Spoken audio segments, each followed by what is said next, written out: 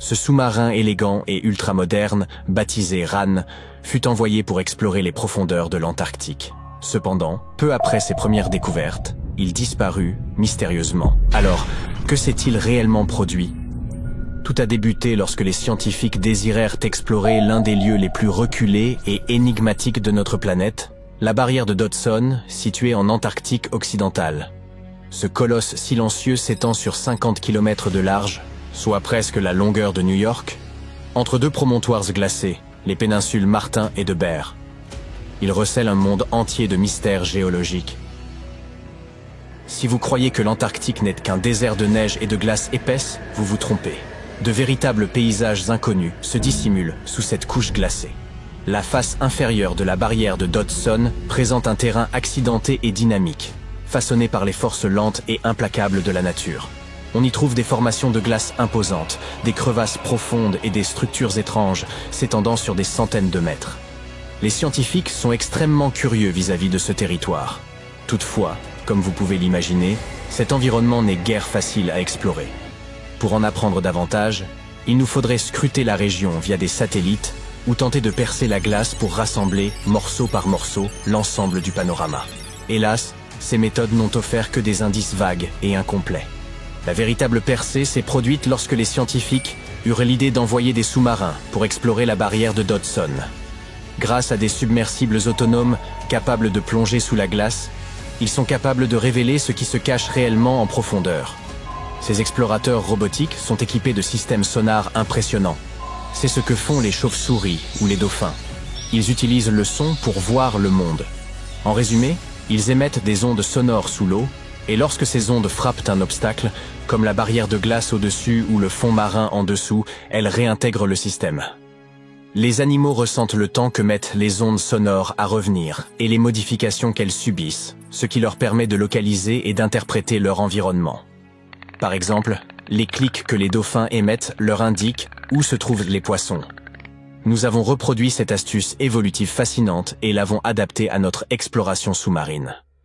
Toutefois, notre version est bien plus performante, offrant un niveau de précision accru qui nous permet de créer des cartes 3D détaillées de l'environnement. Le sous-marin RAN faisait partie de ces explorateurs robotisés. Il doit son nom à la déité nordique de la mer. RAN avait été méticuleusement programmé pour naviguer à travers le paysage dangereux de l'Antarctique. Malgré sa formation approfondie, sa mission s'est terminée de manière inattendue et mystérieuse. En 2019, RAN fut envoyé pour explorer les profondeurs sous la barrière de Dodson. Il s'agissait d'un véritable héros, le premier à entreprendre une mission de ce type. L'équipe a décrit cela comme une expédition de l'autre côté de la Lune. Pendant 27 jours consécutifs, il a opéré sans relâche, parcourant 1000 km sous l'épaisse couche de glace, l'équivalent d'un trajet de Paris à Berlin. RAN a franchi des limites bien au-delà de ce que quiconque aurait pu imaginer. À un moment donné, il a atteint plus de 16 km dans le ventre du glacier. Et ce qu'il a découvert là-bas était stupéfiant. Les scientifiques s'attendèrent à des surfaces de glace lisses et uniformes. Mais RAN a révélé un sous-sol marqué par de vastes fissures, des crêtes. Des formations ressemblant à des dunes de sable figées dans le temps. Enfin, il a repéré des motifs mystérieux en forme de tourbillons et de gouttes d'eau. Tout semblait davantage appartenir à l'art qu'à la géologie. Cela raconte en réalité l'histoire des plateformes de glace et de l'océan qui les entourent. L'eau chaude s'infiltre sous la glace et la fait fondre par en dessous. Parfois, elle lisse la glace, mais d'autres fois, elle creuse ses formes étranges et irrégulières, ressemblant à des motifs ou des dessins. Certaines de ces formes sont gigantesques, plus de 400 mètres de long. Cela équivaut à 3 terrains de football et demi. La raison pour laquelle elles ressemblent à des griffonnages tourbillonnants est que la Terre tourne. Cela fait que l'eau se déplace de manière particulière, pliant les formes et dessinant ses spirales. Cet effet porte le nom d'effet Coriolis. Imaginez que vous soyez sur un manège et que vous lanciez quelque chose, comme une balle. Elle suivrait une courbe, et non une ligne droite. Le même phénomène se produit avec l'eau sur Terre. Plus tard, les scientifiques ont découvert des motifs similaires dans d'autres plateformes de glace antarctique, bien que ceux sous Dodson soient bien plus spectaculaires. Cependant, RAN a également fait une découverte terrifiante. Il s'avère que ces eaux chaudes, en plus d'être de grandes artistes, représentent aussi un grave danger. La barrière de Dodson ne flotte pas paisiblement sur la mer. Elle fait partie d'un système très délicat et agit comme une barrière protectrice, retenue par de vastes glaciers en Antarctique occidentale. Bien que flottante sur l'océan, elle reste connectée à la Terre. Lorsque l'eau chaude s'infiltre et fait fondre la glace, la plateforme ne peut plus maintenir son ancrage à la Terre de manière aussi ferme. La barrière protectrice commence alors à faiblir, ce qui permet aux glaciers situés derrière de s'écouler plus rapidement vers l'océan. Lorsque ces glaciers atteignent la mer, ils y ajoutent de l'eau, ce qui pourrait entraîner une élévation du niveau de la mer et potentiellement redessiner nos côtes. Rand est tombé sur de vastes poches où la glace fondait à un rythme alarmant, en raison de puissants courants sous-marins. C'était comme voir une horloge s'agiter au sein du glacier. Les enjeux étaient élevés, mais heureusement, le sous-marin était paré. Cette fois, il a réussi à rentrer sain et sauf. Ensuite, il a continué à fonctionner pendant 5 années supplémentaires, aidant les scientifiques avec une quantité impressionnante de données précieuses. Ces missions étaient périlleuses. Il pouvait arriver à Rann de s'enfoncer dans les cavités obscures sous le glacier, passant 24 heures sans communication. Mais il cartographiait chaque sommet et chaque vallée, et il a accumulé de l'expérience grâce à plus de 40 missions sous la glace. Puis, au début de l'année 2024, Rann a entrepris une mission vers le glacier Thwaites. Ses objectifs étaient dès le départ audacieux. Cet endroit est aussi tristement surnommé le glacier de l'Apocalypse. On l'appelle ainsi car il fond lentement et pourrait provoquer une montée des océans du globe s'il s'effondrait, entraînant des catastrophes à grande échelle. C'est pourquoi Rann a été dépêché pour explorer ses profondeurs, un lieu qui n'avait jamais été cartographié avec autant de détails auparavant. L'objectif était de découvrir les secrets du glacier, d'étudier sa fonte rapide et de comprendre pourquoi il se dégradait ainsi. C'était la 2e fois que Rann explorait le glacier Thwaites. Lors de la visite précédente, il était devenu le premier submersible à en cartographier les dessous. Rann s'aventurait à des profondeurs allant de 2 à 500 mètres et il a transmis de nombreuses données sur la manière dont le glacier de l'Apocalypse fondait lentement en raison des courants océaniques chauds. Mais en s'aventurant dans ces profondeurs glacées, quelque chose s'est produit. Sans prévenir, Rann a disparu des radars. Il n'a laissé aucune trace. Un instant, il envoyait des données cruciales, et le moment suivant, il avait plongé dans l'abîme. Aucun signal de détresse, aucune transmission finale. Et il n'est jamais revenu au point prévu. Des recherches intensives ont été lancées. Des hélicoptères planaient au-dessus, tandis que des drones bourdonnaient dans le ciel glacé. Mais aucun signe du submersible ne s'est manifesté sous l'emprise du glacier. Au bout d'un certain temps, les batteries de Rann seraient sans doute épuisées. À ce stade, il avait certainement été englouti par l'abîme sous 450 mètres de glace. Ce fut une grande et triste perte pour l'équipe scientifique. Les chercheurs de l'université de Göteborg tentent désormais de remplacer Rann et de poursuivre leurs recherches sous le glacier Thwaites. À ce jour, les scientifiques n'ont aucune certitude sur ce qui s'est réellement produit. Certains pensent qu'il pourrait avoir été piégé sous la glace, tandis que d'autres croient qu'il a été emporté par un courant invisible. Il se pourrait aussi qu'il ait percuté quelque chose d'inattendu. Quelles que soient les circonstances de sa disparition, celle-ci a laissé les scientifiques stupéfaits, et il semble que la barrière de glace continuera de garder ses secrets pour un moment. Au moins, nous avons accumulé un trésor de connaissances grâce au périple de Rann. Les scientifiques continuent d'explorer l'Antarctique, cherchant l'histoire cachée sous la neige. Ils ont ainsi découvert qu'il y a environ 90 millions d'années, une luxuriante forêt tempérée prospérait près du pôle sud. Ils ont révélé un monde ancien bien plus chaud que ce qu'ils imaginaient. Dans les profondeurs de l'Antarctique, ils ont exhumé des racines fossilisées, du pollen et des spores préservés dans le sol. Cela montre qu'une forêt pluviale marécageuse prospérait malgré des mois de nuit polaire. Et toutes ces découvertes modifient notre compréhension du climat terrestre, tant passé que futur. Un groupe d'explorateurs sous-marins est tombé sur une découverte mystérieuse en juin 2011. Il s'agissait d'une chose étrange reposant profondément sous les eaux glacées du golfe de Botnie, dans la mer Baltique. L'anomalie de la mer Baltique, un élément de forme étrange de 64 mètres de long et de 8 mètres de haut, a été découverte à 91 mètres sous la surface, à l'aide d'un sonar par la mission Oceanix. L'équipe a affirmé que leurs équipements électroniques ont cessé de fonctionner lorsqu'ils sont arrivés à moins de 200 mètres du mystérieux objet. Tout ce qui était électrique a tout simplement cessé de fonctionner au-dessus du site. En s'éloignant de l'objet, les appareils électroniques se sont remis en marche. L'objet reste un mystère, mais sa forme unique conduit à de nombreuses hypothèses, selon lesquelles il pourrait s'agir d'une partie d'une ancienne cité engloutie comme l'Atlantide, ou même d'un objet mystérieux venu de l'espace qui se serait écrasé sur la glace à une certaine période. Les scientifiques ont étudié des échantillons prélevés autour du site et ont déterminé qu'il pourrait s'agir d'un simple dépôt glaciaire creusé par des glaciers en mouvement pendant l'un des différents âges de glace. L'anomalie n'est qu'un morceau qui a été abandonné, non perturbé pendant des millions d'années. Elle n'a pas encore été assez explorée pour qu'on puisse y trouver une vraie réponse. Au large de la pointe sud du Japon se trouve la structure sous-marine de Yonaguni. Un plongeur local a remarqué ces formations pour la première fois en 1986, alors qu'il cherchait de nouveaux sites de plongée pour les touristes. Lorsqu'il a vu les grandes marches qui ressemblaient à une pyramide, il a réalisé qu'il avait dû découvrir une cité sous-marine.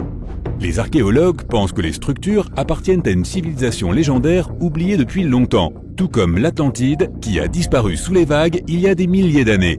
La structure présente à l'intérieur de la pyramide, qui ressemble à un château et à un stade, sont reliées par des routes et ce qui semble être de grands murs tout autour.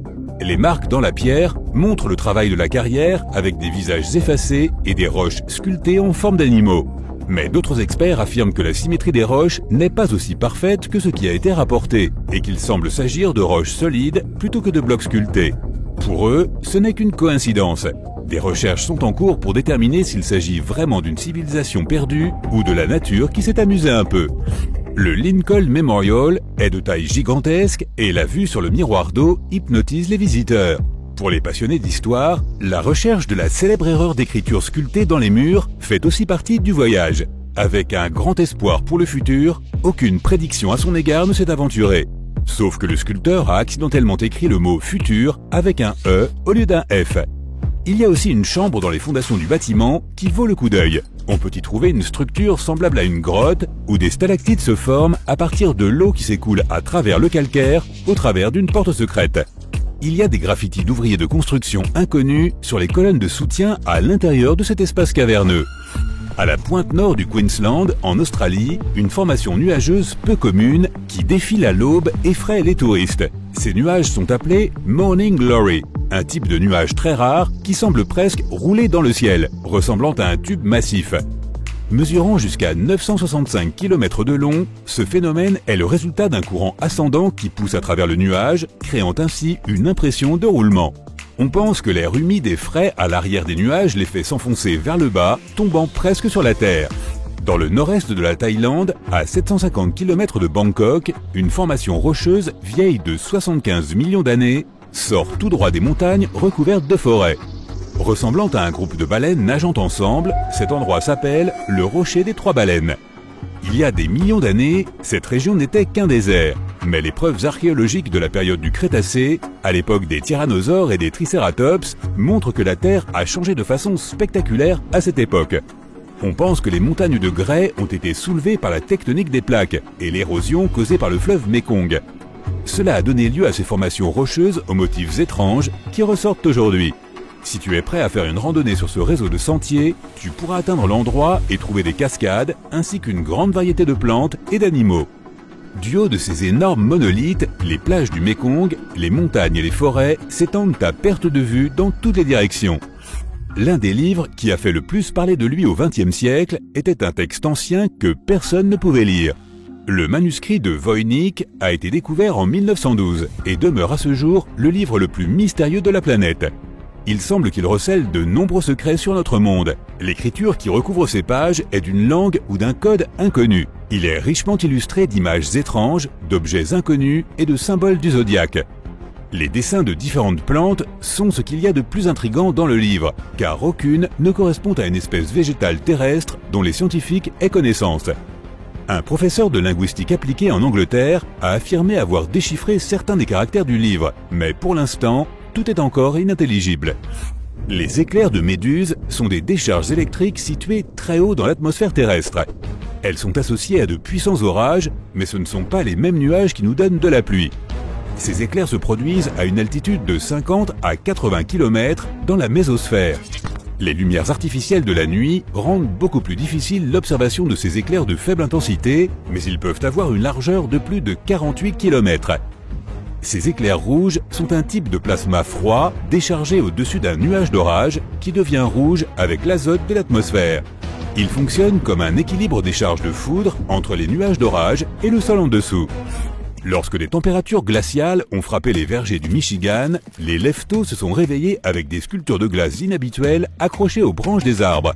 Des pommes de glace parfaitement formées qui ont été baptisées pommes fantômes.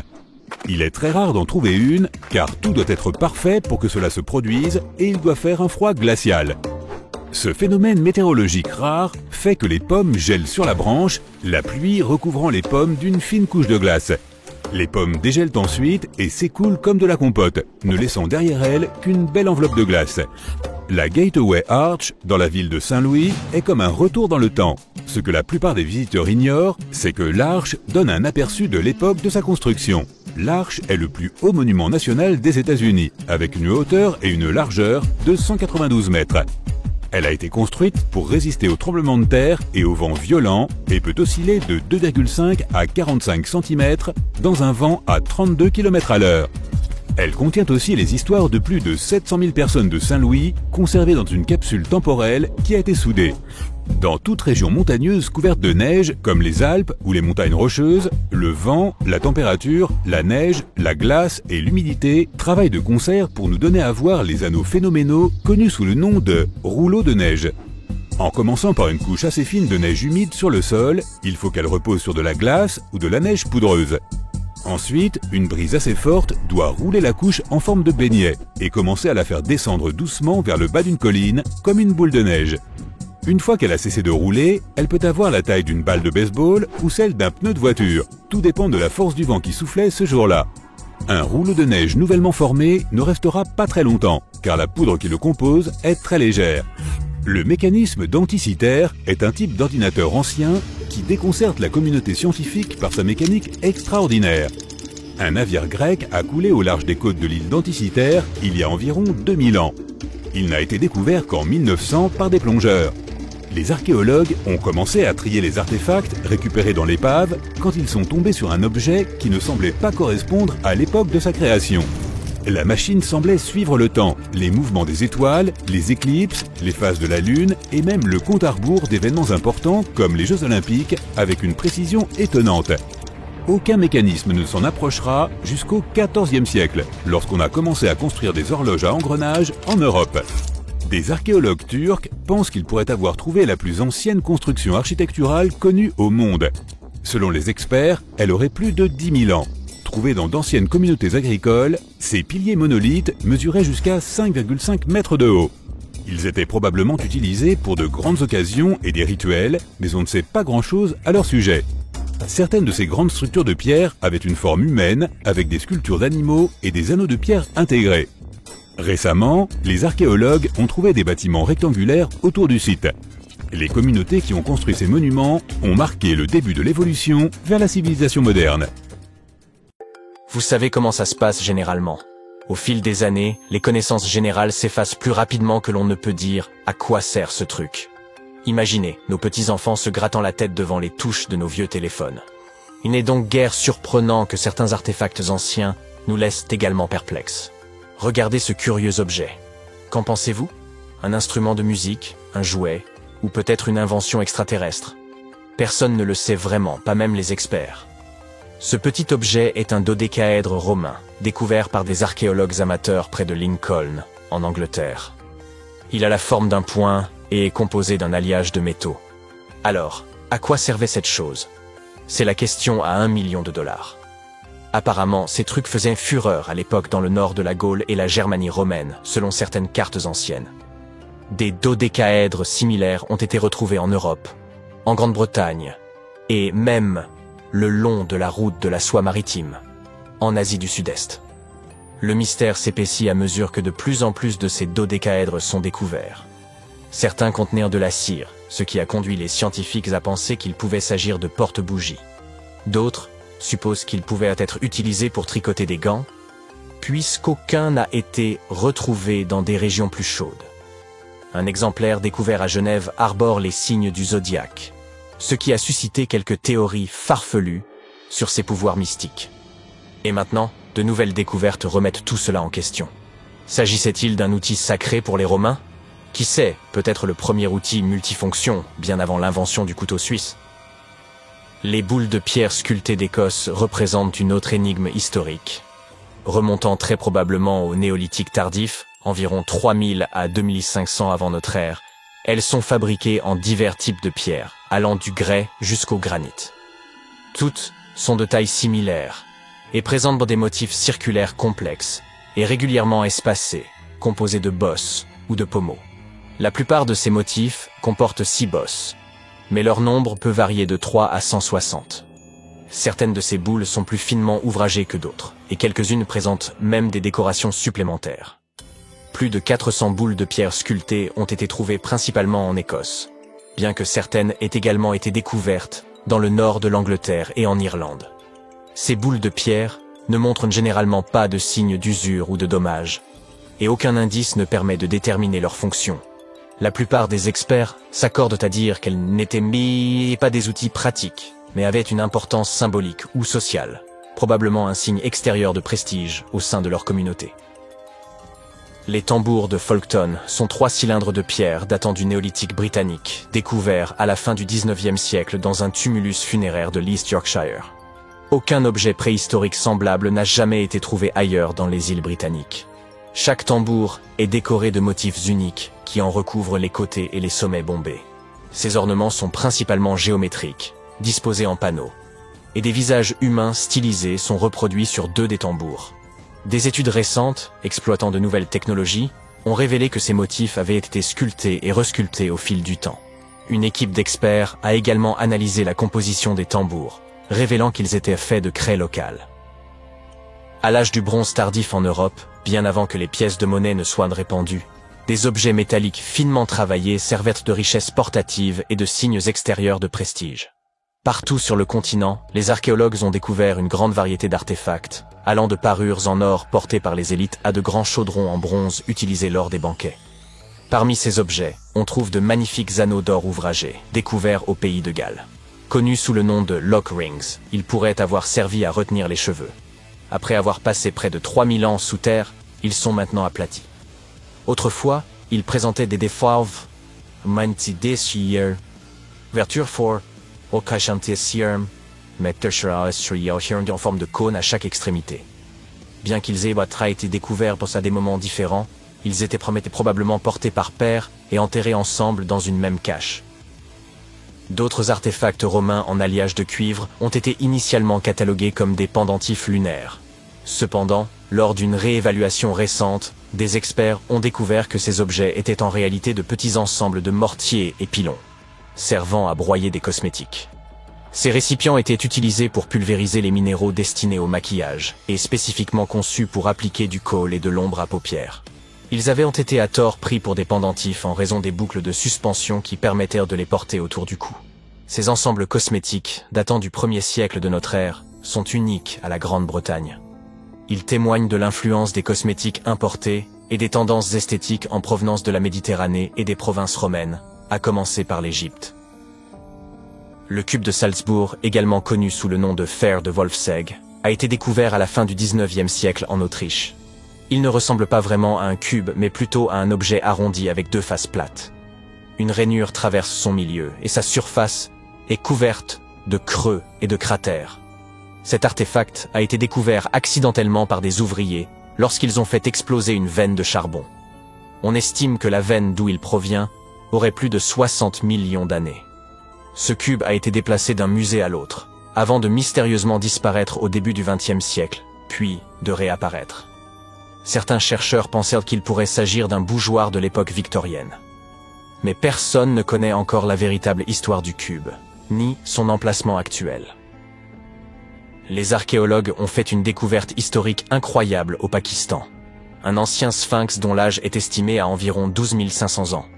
La région où il a été trouvé était autrefois un centre florissant de la civilisation harapéenne, connu pour sa planification urbaine avancée, son art complexe et ses systèmes d'évacuation des eaux sophistiqués. La découverte de ce sphinx ancien illustre parfaitement l'étendue de leur progrès. Nous connaissons tous le grand sphinx de Gizeh, mais quelle était la signification du sphinx dans la culture de la vallée de l'Indus? Le leur est orné de motifs et de sculptures représentant des scènes de la vie quotidienne, suggérant un rôle plus complexe qu'un simple symbole de pouvoir. Il pourrait représenter l'équilibre de l'homme avec la nature, ou même une divinité associée à l'agriculture. Arica, au Chili, est située sur les dunes sablonneuses du désert d'Atacama, réputé comme le désert le plus aride au monde. Bien avant que cette ville côtière ne soit fondée au XVIe siècle, le peuple Chinchorro habitait cette région. Les archéologues ont découvert des centaines de leurs momies, et la datation au radiocarbone a révélé que ces dernières avaient plus de 7000 ans, ce qui les rend plus vieilles de 2000 ans que les célèbres momies égyptiennes. Les Chinchorro utilisaient des techniques sophistiquées pour préserver les momies, sans se contenter de compter sur le climat aride. Contrairement aux Égyptiens, ils ne momifièrent pas seulement les membres de l'élite, mais tous les individus, indépendamment de leur âge ou de leur rang social. Les habitants de l'actuel Arica sont tellement habitués à découvrir des momies dans leur jardin qu'ils ne trouvent pas étrange de vivre parmi elles. En hiver 1850, une violente tempête accompagnée de marées exceptionnellement hautes a frappé la côte ouest de l'archipel des Orcades, en Écosse. Le vent et les vagues ont arraché la tourbe qui recouvrait un monticule, révélant des structures de pierre en dessous. Un géologue amateur a donc décidé d'excaver le village de Skara Brae, qu'il croyait dater de l'âge du fer, soit de 500 avant à 500 après notre ère. Il est parvenu à mettre au jour les vestiges de 4 maisons et de nombreux artefacts provenant de 2 villages. Ceux-ci avaient été ensevelis sous le sable, ce qui a permis une conservation exceptionnelle. La datation au carbone n'existait pas encore à l'époque, ce qui rendait difficile la détermination de l'âge exact de ces villages. Presque un siècle plus tard, grâce aux nouvelles technologies, les chercheurs ont finalement pu établir que ce site datait du néolithique, de 3100 Sein avec J.I.C. à 2500 avec J.I.C. On peut encore y voir des meubles taillés dans la pierre et des lits préhistoriques. Les archéologues et les historiens travaillant sur la célèbre armée de terre cuite pensent qu'elle pourrait avoir été inspirée par les sculptures grecques anciennes. Cela indiquerait un contact culturel entre l'Orient et l'Occident bien plus tôt que nous ne le pensions. Bien avant l'établissement de la route de la soie. Une influence occidentale a probablement existé en Chine durant le règne de son premier empereur, qui a saisi le trône en 246 avec Narcisse. Avant cette époque, la Chine n'avait pas pour coutume de réaliser des sculptures grandeur nature. Les soldats en terre cuite antérieure étaient beaucoup plus dans une gamme, beaucoup plus chime,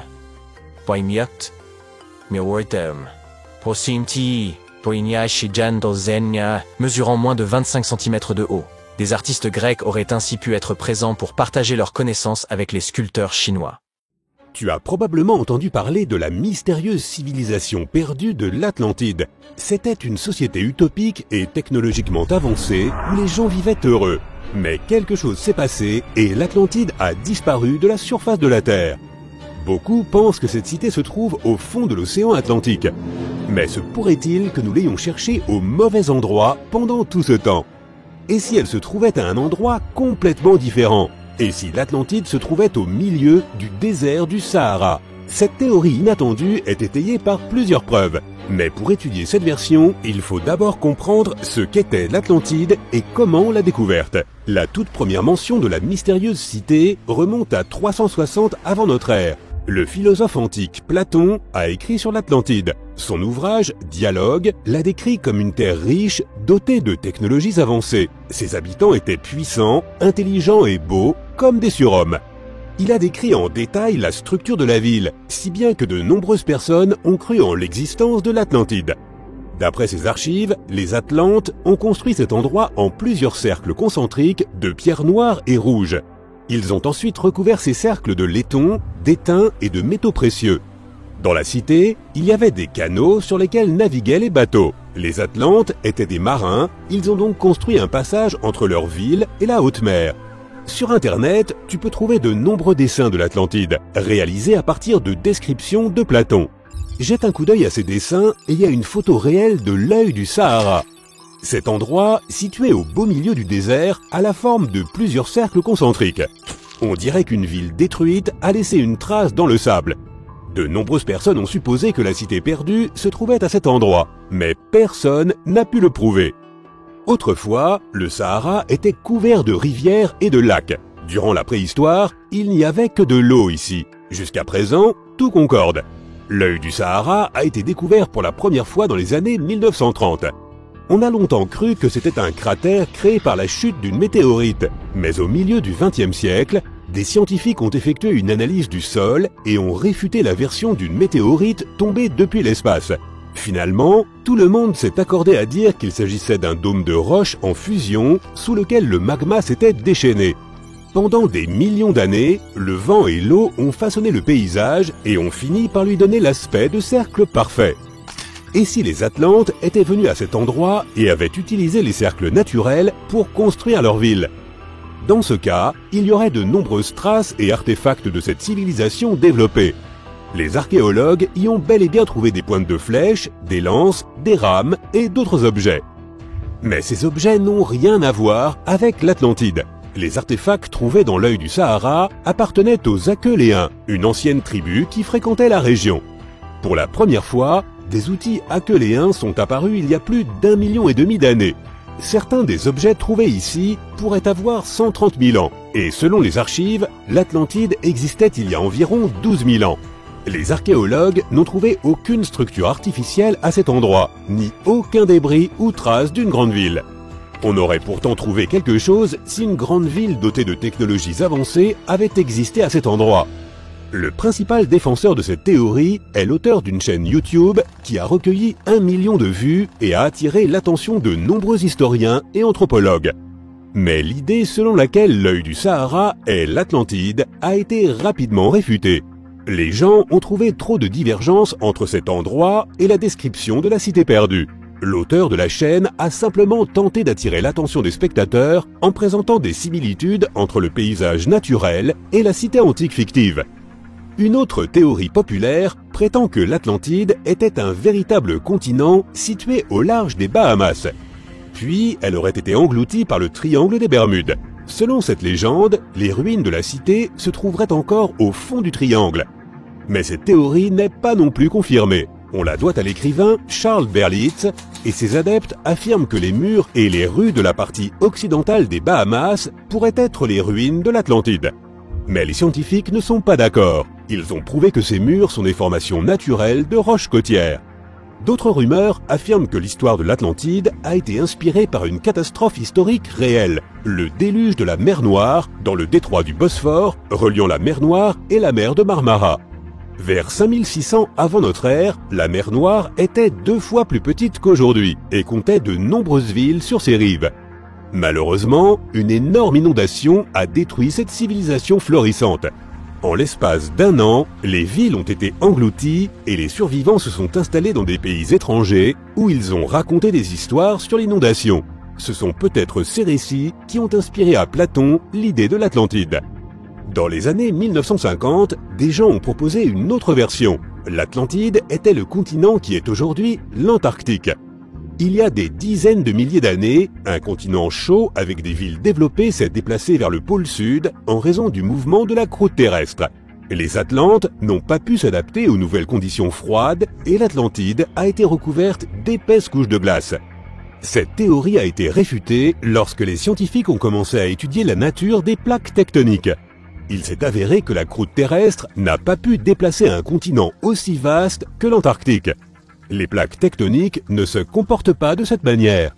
Finalement, la question principale est, l'Atlantide a-t-elle vraiment existé? Personne ne l'avait décrite avant Platon. C'est peut-être le philosophe qui l'a inventée, afin de souligner la justesse de sa vision de la vie et d'illustrer ses théories philosophiques. Dans ses œuvres, il a beaucoup parlé de la nature divine et humaine, et de la façon dont les hommes peuvent détruire cette nature. Il a parlé de sociétés idéales courant à leur perte à cause de comportements immoraux. Les Atlantes étaient soi-disant des gens épris de moralité et de spiritualité qui avaient créé une utopie. Mais ils sont devenus cupides et mauvais. Ils ont détruit leur nature profonde et en guise de punition divine, ils ont dû assister à la destruction de leur cité. Une nuit, des incendies et des tremblements de terre ont frappé l'Atlantide et l'ont plongé dans la mer. Les puissances supérieures punissaient les gens pour leur comportement immoral, et Platon voulait que tout le monde ait peur de la déchéance morale. Mais à en juger par les descriptions des tremblements de terre et des incendies, on pourrait croire que l'Atlantide a été détruite par une éruption volcanique, comme ce fut le cas pour l'ancienne ville romaine de Pompéi. De telles destructions se sont souvent produites au cours de l'histoire. Les catastrophes naturelles ont détruit de nombreuses cités florissantes. L'un des cas les plus célèbres s'est produit en 1100 avant notre ère, en Méditerranée, lorsqu'une éruption volcanique a détruit la société minoenne alors très développée. Elle avait perduré pendant environ 2000 ans. Les Minoens vivaient principalement sur les îles de Crète et de Santorin. Ils avaient de belles maisons, un système d'égouts et une économie développée. Ils pratiquaient l'agriculture, cultivaient des fruits et des légumes, peignaient des fresques et fabriquaient des bijoux. Ils ont été les premiers à fonder la thalassocratie, un empire basé sur la mer. Ils vivent de la pêche, de la piraterie et du commerce maritime. En même temps, ils pratiquaient des rituels cruels et leur mode de vie était loin d'être moral. Habitués aux tremblements de terre sur l'île de Santorin, ils ont renforcé les murs de la ville avec des poutres en bois. Mais ils ne savaient pas ce qu'était une éruption volcanique. Et quand l'odeur de soufre est apparue dans l'air, ils n'ont pas soupçonné la catastrophe imminente. Lorsque le volcan a déversé des tonnes de lave et de cendres, tous les habitants de Santorin ont abandonné leurs maisons et tenté de s'enfuir. Mais ils n'ont pas pu. L'éruption et le tremblement de terre ont déclenché un tsunami. Une immense vague a inondé la partie côtière de la Crète. L'économie des Minoens a été durement touchée et leurs ports ont été détruits. Des étrangers ont alors attaqué la Crète et ont finalement mis fin à la civilisation qui s'y était développée. Certains historiens pensent que Platon aurait pu faire référence à l'Empire minoen lorsqu'il a décrit l'Atlantide. En utilisant leur exemple, il a montré comment les actions immorales pouvaient conduire les gens à leur perte. As-tu déjà entendu parler de Göbekli Tepe? C'est un site ancien en Turquie qui a littéralement fait réécrire les livres d'histoire par les historiens. Il y a plus de 11 000 ans, un groupe d'hommes préhistoriques a créé ce chef-d'œuvre énigmatique qui serait même plus ancien que Stonehenge. Avant sa découverte, les archéologues croyaient que les gens ne connaissaient pas encore le fer et n'étaient pas bien doués pour faire de la poterie.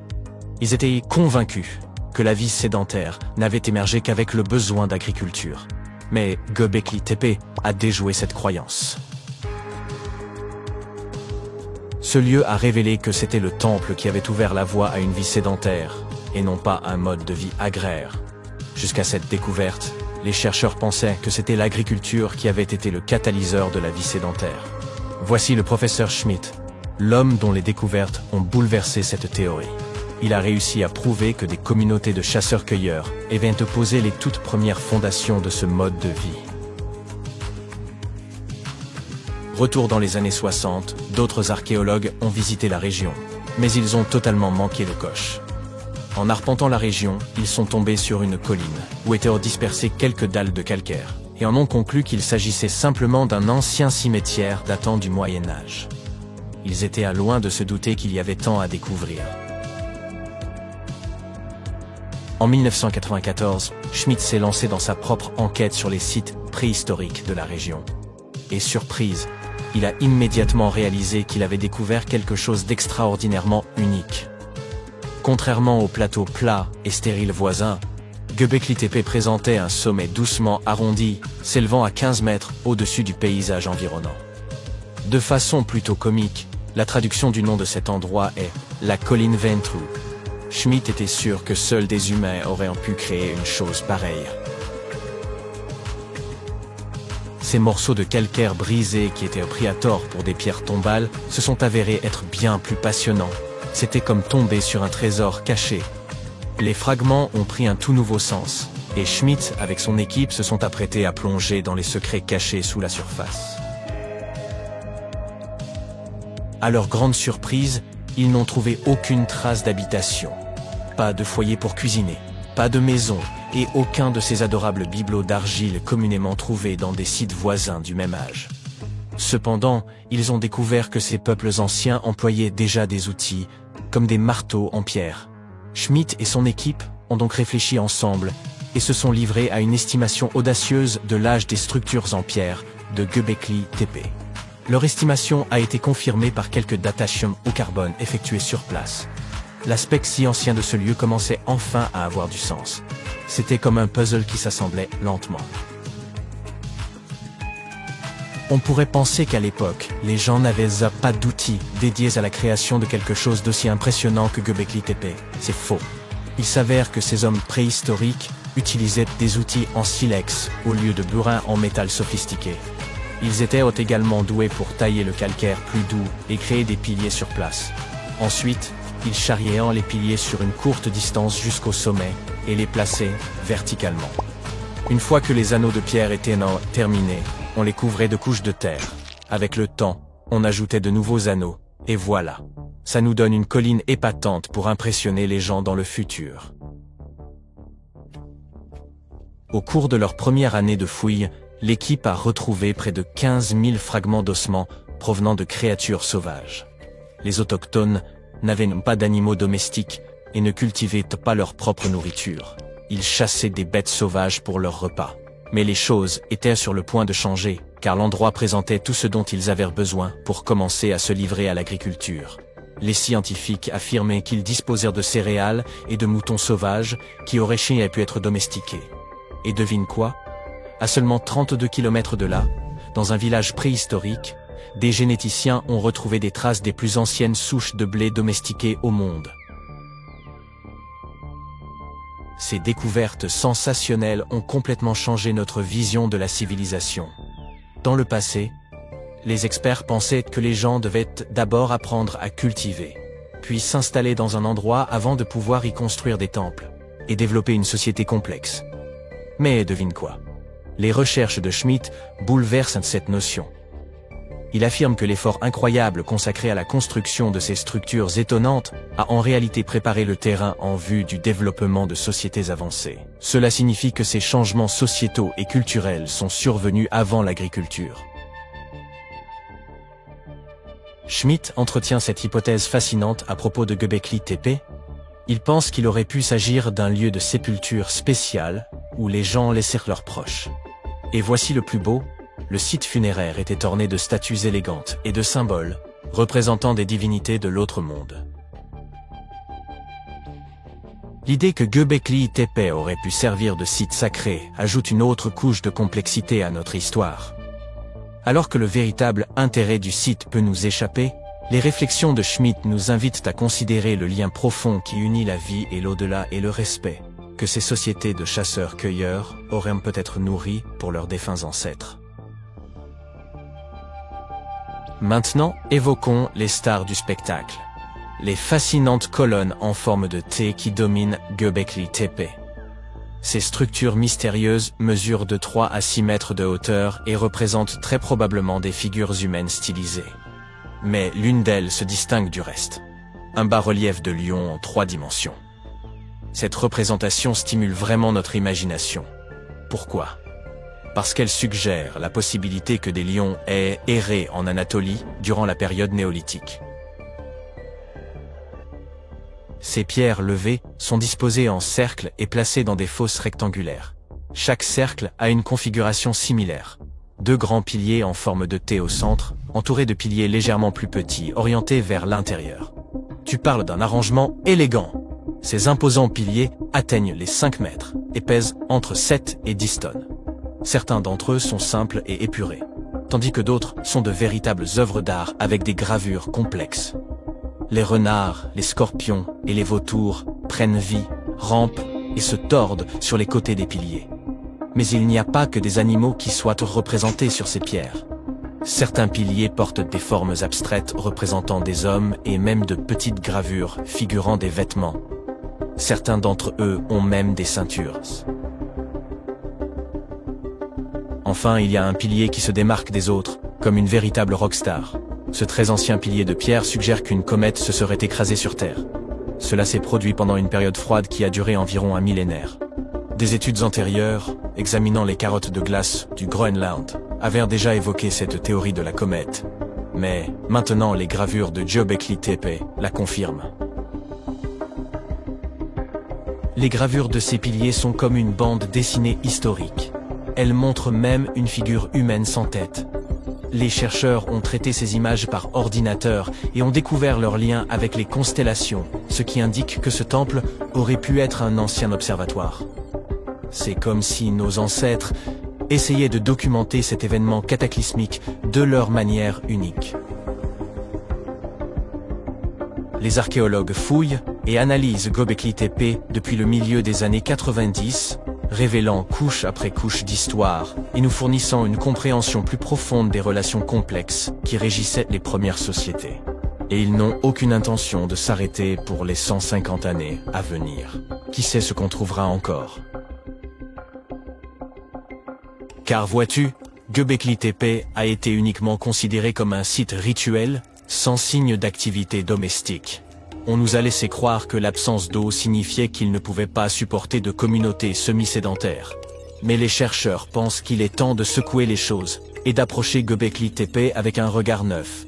Il pourrait être bénéfique de remettre en question ce que nous croyions auparavant et d'utiliser de nouvelles preuves et différentes façons de penser. Ainsi, il pourrait y avoir un groupe de personnes vivantes dans cette région qui ne restaient pas au même endroit tout le temps. Ils se déplaçaient un peu mais avaient tout de même une culture propre, vivant dans la région de manière semi-sédentaire. Göbekli Tepe n'est pas seulement l'emplacement d'un temple unique, mais aussi d'une incroyable collection de plus de 20 structures anciennes. À mesure que les archéologues sondent les profondeurs de cette merveille, ils en comprennent la disposition unique, avec 2 points focaux proéminents au cœur de chaque fondation, complétés par des structures plus petites et des murs de partage. Ce qui était encore plus fou, c'est que l'on compte également plus de 200 obélisques dans les parages. Le monstre du Loch Ness ne vient en réalité pas d'Écosse. Il s'avère que cette créature réelle vivait dans les eaux glaciales de l'Antarctique, il y a environ 70 millions d'années. En 2019, des chercheurs ont découvert des fossiles d'un énorme reptile marin préhistorique qui ressemble énormément à la bête que les gens ont fini par surnommer Nessie. Cet animal était terrifiant, mesurait jusqu'à 11 mètres de long et avait un cou immense semblable à celui d'une girafe. Et il pesait environ 15 tonnes, ce qui équivaut au poids de 3 éléphants. Poursuivons notre liste d'animaux gigantesques avec un pingouin.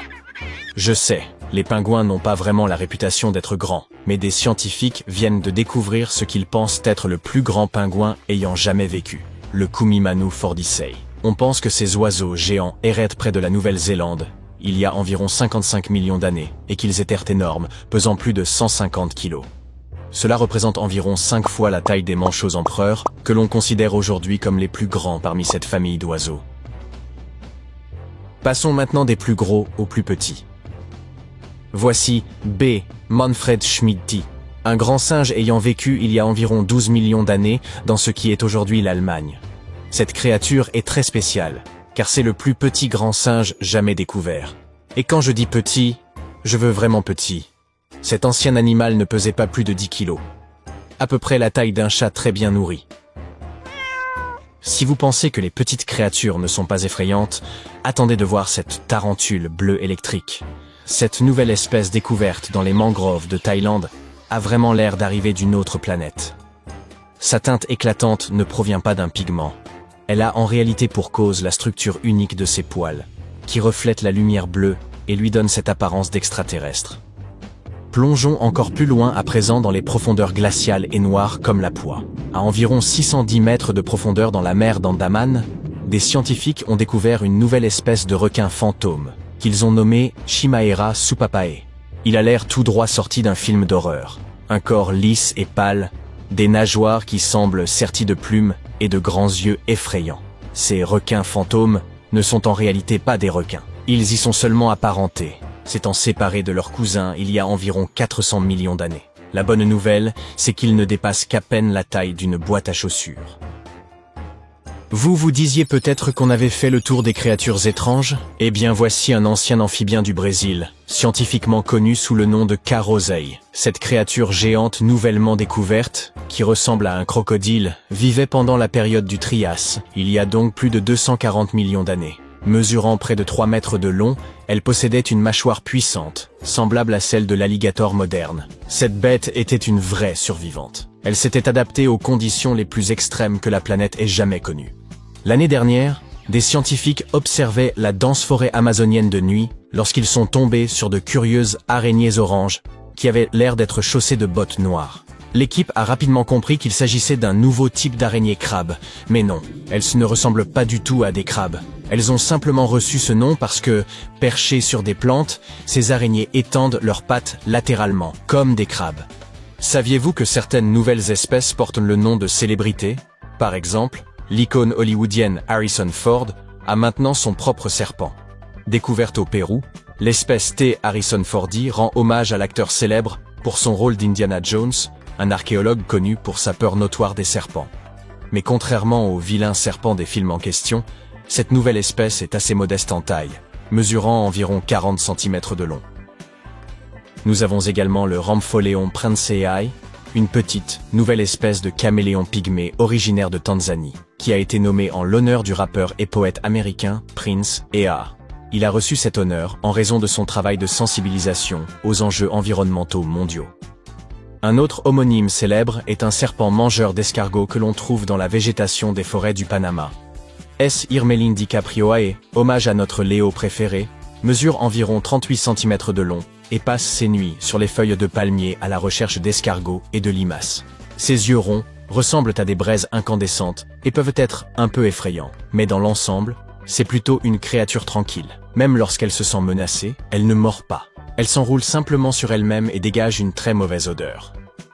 Maintenant, quelque chose d'un peu plus sinistre. Venomius Tom Hardy. Ce nom vous dit-il quelque chose? Eh oui. Cette nouvelle espèce d'araignée a été nommée en l'honneur de l'interprétation par Tom Hardy du célèbre personnage de Marvel, Venom. La raison? Les taches noires présentes sur l'abdomen de l'araignée rappelaient aux chercheurs le célèbre anti-héros. La plupart des araignées de cette espèce ont été trouvées en Australie, la nuit, assises sur des toiles complexes dans des zones forestières près de la côte. Lorsqu'on les dérange, ces bestioles effrayantes se cachent souvent dans des creux tapissés de soie de branches d'arbres. Nous avons également quelque chose pour les fans du Seigneur des Anneaux. Dans les eaux vastes et chaudes du fleuve Amazon, des scientifiques viennent de découvrir une nouvelle espèce de pacu. Ce poisson est un parent du terrifiant piranha, avec un régime alimentaire à base de plantes et des dents semblables à celles des humains. Il a été nommé Myloplus sauron, en raison d'une audacieuse marque noire verticale sur le flanc qui rappelait aux chercheurs le symbole de l'œil flamboyant du méchant Sauron de la saga épique de Tolkien. Attendez, est-ce un capybara bronzé ou un chien sauvage? Eh bien, en fait, c'est ni l'un ni l'autre. Il s'agit d'un cerf nain nouvellement découvert. Cette minuscule créature, à peu près de la taille d'un basset hound, se faufile à travers les forêts du Pérou. Ses grands yeux, son corps trapu et ses pattes courtes rendent cet animal tout simplement adorable. Ce joli petit cerf est le parfait opposé de ce que nous allons voir à présent. Cette créature d'apparence bizarre ressemble un peu à la bête aux 5 dents. Ces fossiles, découverts en Patagonie chilienne, ont montré qu'elle vivait à l'époque des dinosaures, il y a environ 72 millions d'années. Cette découverte est une preuve supplémentaire que des mammifères parcouraient bien cette partie de l'Amérique du Sud, à cette époque. En passant des forêts d'Amérique du Sud au désert d'Australie, nous rencontrons un dragon des sables connu scientifiquement sous le nom de Ctenophorus chacalpa. Avec sa couleur et son corps long et élancé, ce lézard semble tout droit sorti du film Dune. Découvert l'année dernière, ce dragon des sables se fond parfaitement dans les paysages brûlants du grand désert Victoria, dans le sud de l'Australie. Pendant plus de 10 ans, une créature aux grands yeux a réussi à se cacher des scientifiques qui s'aventuraient dans les montagnes du sud-ouest de la Chine. Mais en 2023, le groupe a finalement réussi à prendre quelques photos de cette grenouille qui ne correspondait à aucune espèce connue. Elles sont maintenant connues sous le nom de grenouille odorante de Leishan, une espèce qui mesure environ 5 cm de long et présente de petites bosses sur son corps vert gazon. Au large des côtes du Chili, nous avons récemment découvert un mont sous-marin presque 4 fois plus haut que le Burj Khalifa. Les montagnes sous-marines abritent généralement de magnifiques formes de vie, des jardins d'éponges et des coraux anciens.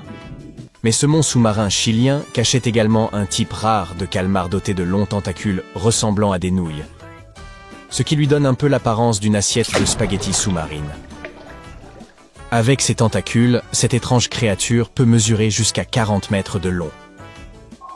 Récemment, des scientifiques plongeaient dans les eaux froides de la péninsule antarctique lorsqu'ils ont cru tomber sur un dragon à écailles ordinaires.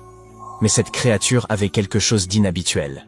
Il s'est avéré que ce poisson avait 2 rayures verticales plus foncées le long de son corps élancé. C'est alors qu'ils ont réalisé qu'ils étaient en train de regarder une nouvelle espèce, l'Acharotaxis gouldae. Passons maintenant du très bizarre au super mignon. En 2017, des habitants faisaient bien de la plongée près de l'île de Kyūm au Japon, lorsqu'ils ont découvert le Clavellina ossipandae. Cette étrangeté des abysses a rapidement conquis le cœur des gens grâce à son apparence. Ces taches noires ressemblent aux yeux et aux oreilles d'un panda, même s'il faut avoir beaucoup d'imagination. Cette créature filtre l'eau pour attraper sa nourriture et nous rappelle une nouvelle fois que l'océan regorge de merveilles. Juste après sa création, le cosmos était plongé dans l'obscurité. Je n'y étais pas personnellement, mais c'est ce que pensent la plupart des scientifiques. Toutes les étoiles étaient donc cachées derrière un épais brouillard de gaz primordiaux. Puis, tout à coup, quelque chose a dissipé ce brouillard et l'univers s'est mis à briller, comme s'il s'était enfin réveillé. Mais comment cela s'est-il produit? 8 galaxies peu lumineuses récemment découvertes pourraient nous apporter une réponse. Le Big Bang a créé notre monde il y a environ 13,8 milliards d'années. Au début, il n'y avait qu'une soupe de particules en ébullition, très chaude et chaotique. Mais au fil du temps, les choses se sont refroidies, et les particules ont fini par se coller les unes aux autres. C'est ainsi que les atomes sont apparus. Un peu d'hélium, mais surtout de l'hydrogène, le tout premier élément. Ces premiers éléments ont créé d'épais nuages de gaz, très opaques. Ensuite, les premières étoiles ont commencé à se former. Elles étaient incroyablement brillantes. Elles émettaient beaucoup de lumière, y compris des rayons ultraviolets. Mais malgré cela, une grande partie de leur lumière ne pouvait pas se propager très loin à cause de ce méchant brouillard d'hydrogène. Les nuages de gaz absorbaient et dispersaient toutes les petites particules de lumière. C'est comme si la lumière était piégée autour des étoiles. Cette âge sombre a duré des centaines de millions d'années. Puis tout a changé. Récemment, le télescope spatial James Webb a repéré d'anciennes galaxies naines datant de cette époque. Il s'avère que ce sont elles que nous devrions remercier pour avoir illuminé l'univers. À l'époque, ces galaxies étaient remplies d'étoiles primitives. Ces étoiles émettaient un rayonnement si puissant qu'ils parvenaient non seulement à dominer, mais aussi à briser les atomes d'hydrogène présents dans le brouillard. Ils les transformaient en particules chargées, en des particules qui transportent un peu d'électricité, appelées ions. Petit à petit, le brouillard s'est dissipé. Ce processus de dissipation du brouillard s'appelle la rayonisation, et cette belle époque est connue sous le nom de âge de rayonisation. Enfin, la lumière a pu voyager dans tous les coins de l'univers, ce qui a vraiment changé la donne, tout comme le siècle des lumières de l'homme. Pour trouver ces petits allumeurs, les astronomes ont utilisé une technique appelée lentille gravitationnelle. Imaginez que la lumière voyage dans l'espace comme un faisceau rectiligne. Mais comme tout ce qui existe dans notre monde, y compris le temps, la lumière obéit à la gravité. Si elle est trop forte, elle déformera les faisceaux lumineux. Ainsi, lorsque les faisceaux passent à proximité d'un objet massif, la gravité de l'objet les attire, courbant et déformant leur trajectoire. C'est pourquoi les trous noirs ont l'air si effrayants. Ils étirent les étoiles et tout l'espace autour d'elles comme des tourbillons. Mais ce n'est pas si effrayant, en fait. Un verre ordinaire, ou une loupe, fait quelque chose de similaire. D'où le nom de lentille gravitationnelle. Lorsque l'objet qui fait office de lentille est incroyablement massif, il déforme la lumière en de multiples images du même objet, créant ainsi une structure à la fois effrayante et fascinante qu'on appelle un anneau d'Einstein. En revanche, si l'objet n'est pas très grand, la courbure est moins spectaculaire et déforme légèrement la forme de l'objet en arrière-plan, lui donnant l'air un peu étiré. L'effet de lentille gravitationnelle permet également aux scientifiques d'étudier la mystérieuse matière noire. Si la lumière semble étirée, et que cet étirement n'est pas uniquement dû à la présence d'objets massifs à proximité, il se peut que ce soit quelque chose d'invisible et de lourd qui la courbe. Ces 8 galaxies étant trop peu lumineuses, les scientifiques ont dû recourir à cette astuce gravitationnelle pour les observer. Les chercheurs ont donc étudié la lumière de galaxies vieilles de plus de 13 milliards d'années. Ils se sont concentrés sur un amas galactique appelé Abell 2744, également connu sous le nom d'amas de Pandore. Ces découvertes leur ont permis de comprendre comment ces petits bonshommes ont joué un rôle considérable dans la transformation de l'univers primitif. Le télescope James Webb est un outil incroyable qui pourrait bientôt nous permettre de nous pencher sur des périodes encore plus anciennes, datant de l'aube cosmique, lorsque l'univers n'était âgé que de quelques millions d'années. Un autre outil formidable, le télescope spatial Nancy Grace Roman, va l'aider. Il est également possible que ces galaxies n'aient pas fait tout ce travail toutes seules. Ces premières étoiles massives étaient absolument terrifiantes. Selon certaines estimations, elles étaient de 30 à 300 fois plus massives que notre Soleil, et des millions de fois plus brillantes. Les étoiles modernes contiennent des éléments lourds, mais à l'époque, elles utilisaient les seuls éléments disponibles, l'hydrogène et l'hélium, ce qui explique pourquoi elles étaient si chaudes et brillantes. Mais elles avaient aussi une durée de vie très courte, de quelques millions d'années seulement. À titre de comparaison, notre Soleil a 4 milliards 600 millions d'années, et il est toujours en activité. Heureusement pour nous. À la fin de leur vie, elles se sont transformées en supernovas. Ces explosions d'énergie colorée étaient si puissantes qu'elles ont forgé les premiers éléments lourds de notre monde et les ont disséminés dans tout l'univers, plantant ainsi les premières graines des futures planètes. Mais les étoiles elles-mêmes n'ont pas simplement disparu. Elles se sont effondrées sous l'effet de leur gravité, créant les premiers trous noirs. Or, les trous noirs sont également connus pour produire des quantités insensées de radiation. Il est donc possible qu'ils aient contribué à accélérer la dissipation du brouillard. Ironiquement, ils auraient contribué à faire briller l'univers en aspirant la lumière. Des découvertes récentes montrent que les trous noirs pourraient être beaucoup plus anciens qu'on ne le pensait. Ils ont probablement participé à la formation de nouvelles étoiles et galaxies. Leur masse était des millions, voire des milliards de fois supérieure à celle du Soleil. Le télescope James Webb a déjà découvert une paire de quasars précoces. C'est ainsi que l'on appelle les centres brillants des galaxies, alimentés par des trous noirs supermassifs. Ils sont assez étranges. Ils ont fusionné 900 millions d'années seulement après le Big Bang. Il pourrait s'agir de la paire de quasars en fusion la plus ancienne et la plus éloignée jamais découverte. Le télescope a également étudié ce que l'on appelle les phares cosmiques. En langage scientifique, ce sont des pulsars. Les pulsars sont des vestiges très denses d'étoiles massives. Ils se forment à partir d'étoiles qui étaient autrefois 4 à 8 fois plus massives que notre Soleil. L'une de leurs caractéristiques les plus remarquables est la vitesse à laquelle ils tournent sur eux-mêmes. Ils font partie des objets les plus rapides de l'univers. Ils peuvent effectuer environ 700 rotations en une seule seconde. Ils doivent leur nom au fait qu'ils se comportent comme des phares, c'est-à-dire qu'ils émettent des ondes radio clignotantes. Ces faisceaux de rayonnement parcouraient le ciel, créant un signal en forme d'impulsion que nous sommes en mesure de détecter. Une étoile fonctionne essentiellement de la manière suivante. La fusion nucléaire se produit à l'intérieur de son noyau.